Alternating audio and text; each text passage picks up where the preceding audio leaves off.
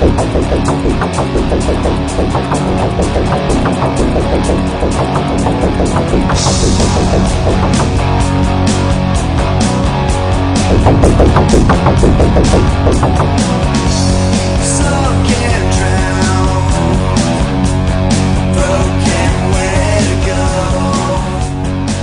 Om, saya teringat di ini ketika saya baca buku yang Om keluarkan itu ada apresiasi leadership Om. Itu maksudnya apa tuh?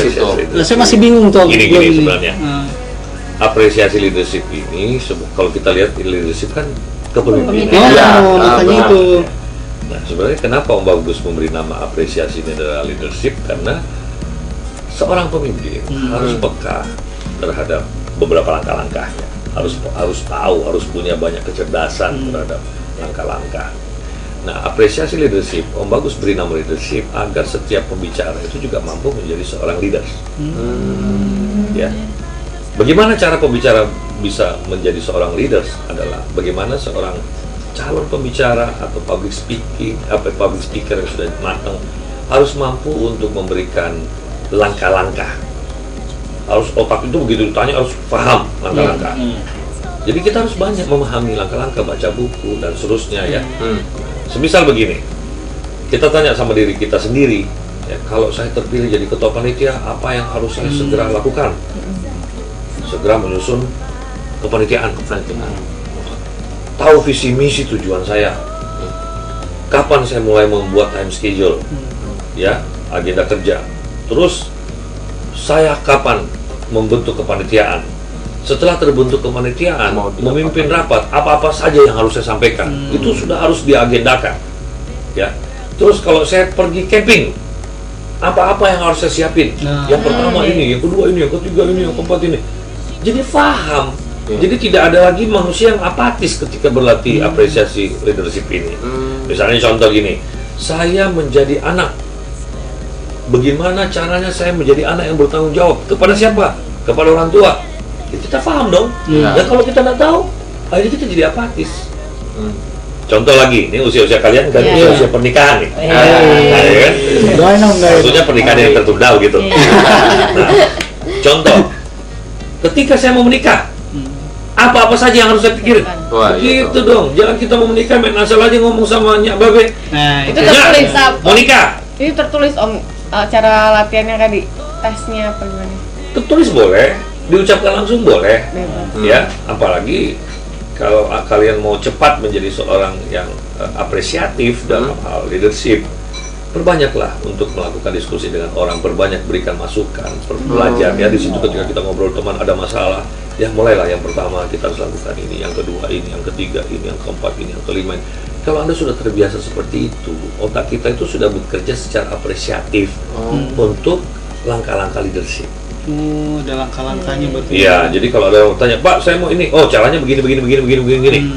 Kita itu paham. Itulah, misalnya gini, untuk mengurus SIM, langkah-langkah apa yang harus kita? Nah, kalau kita nggak tahu.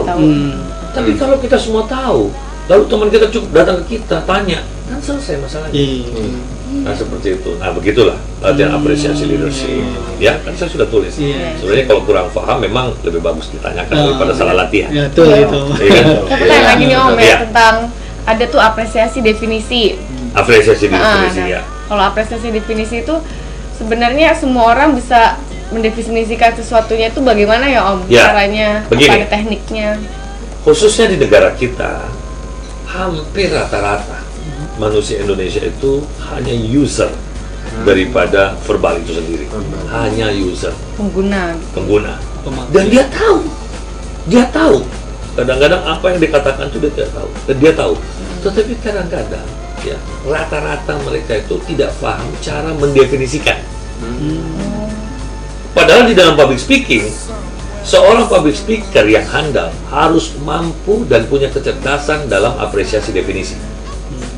Karena kapan dia tidak paham, maka ketika dia berbicara akan terjadi hambatan-hambatan. Hambatan-hambatan. Contoh misalnya begini, saya tanya sama kalian, apa sih yang disebut dengan kebakaran?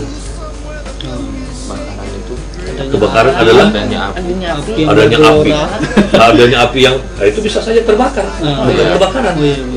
bisa saja dibakar. Tapi apa itu kebakaran? Jadi kita harus menyusun struktur kata yang membentuk kalimat.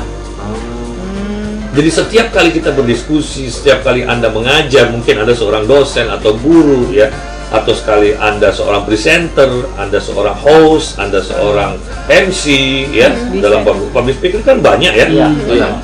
Kalau Anda tidak paham definisi, bingung. Ya toh? Misalnya apa sih sebenarnya nama itu? Nama ya panggilan. Nama kok panggilan? Tidak semua nama panggilan. Nama itu adalah cap. Ya tidak semua panggilan. Misalnya Tubagus Wahyudi, Pak. Masa ada panggilan Tubagus Wahyudi? Kan mungkin itu panggilan. Jadi ada nama, ada panggilan. Oh iya, benar-benar. Gitu? Nah, ada lagi yang orang lucu ketika ditanya, apa itu ayam? Binatang. Nah, binatang kan banyak. Jadi kalau ingin belajar apresiasi definisi, pertama kita harus tahu satuannya. Satuan ya. Satuannya itu apa? Misalnya gini, kita tanya, kebakaran satuannya apa? Oh, musibah. Oh iya. Ya, di mana api ya membakar. Ya, area yang cukup banyak dan biasanya yang memisahkan dalam kondisi yang tidak disengaja manusia menjadi korban dan banyak menyebabkan kerugian. Nah, apa bedanya sama sampah yang terbakar? Tidak ada kerugian, makanya dia tidak bisa disebut kebakaran dan disengaja. Gitu loh. Lalu kalau kita tanya, apa itu pasir? Pasir satuannya apa? Benda. Anda bisa minta butiran. Berarti harus belajar tentang satuan-satuan kata itu sendiri. Satuan banyak ternyata ya. Banyak. Makanya orang banyak tidak bisa berbicara ya karena tidak mengerti definisi. Maka mulai sekarang belajarlah kalian mendefinisikan, belajar mendefinisikan. Misalnya komputer itu apa? Perangkat. Jangan bilang alat ya, betul sekali. Komputer adalah perangkat. Gitu loh. Ya. Udah mulai bisa. Misalnya gini. Masak itu apa? Satuannya apa? Kegiatan boleh, aktivitas boleh, atau mekanisme.